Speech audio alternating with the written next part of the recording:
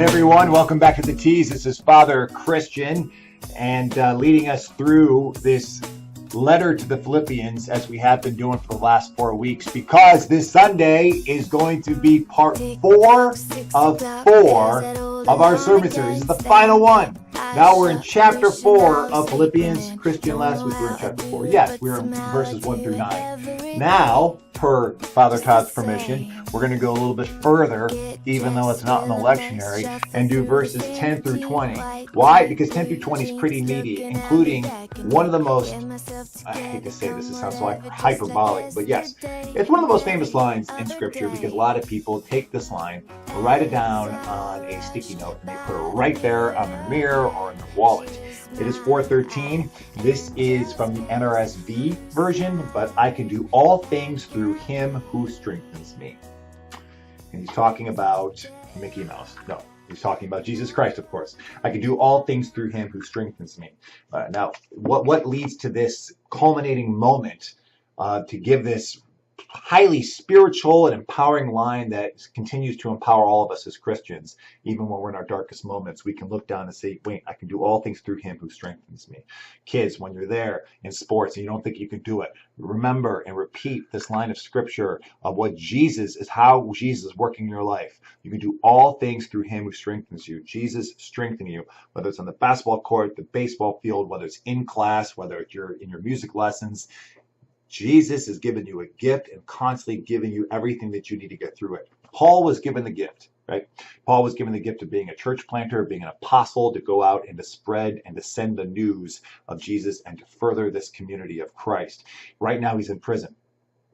Right now he might be sitting in his own feces. Right now he doesn't know if he's going to live tomorrow. And yet this letter that he writes to the community of Christians in Philippi is not full of woe is me, and oh my gosh, this is my swan song, and I can't believe this happened to me. No, he says the word rejoice multiple times. He's full of such joy. He's talking about humility and generosity and the circumcision of the heart, to tear open your heart from one another. Why is he talking about all this? Well, because of Jesus, of course.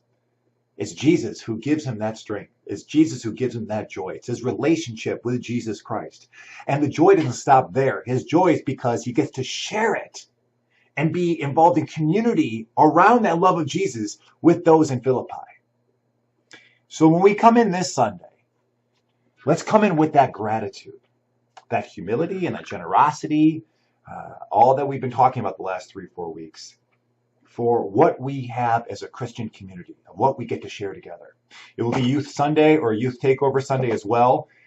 We will be celebrating things like these cookies that Lily, our latest acolyte, who is making these cookies and taking them down for Boots Beach Bakery. Everything goes towards St. James the Fisherman down in the Keys to help the relief efforts. We'll be celebrating many youth who will be singing, who will be preaching, who will be testifying, who will be praying for you. It's going to be an awesome, awesome weekend. So please come on out. Let us bring our gratitude, our open hearts for all that God has given us here. And even if we are in our darkest moments right now, that we look to 4:13 and we do know that you can do all things through him who strengthens you. And that is Jesus Christ. We'll see you this Sunday. God bless you. No matter what comes my way, gonna take the time to celebrate.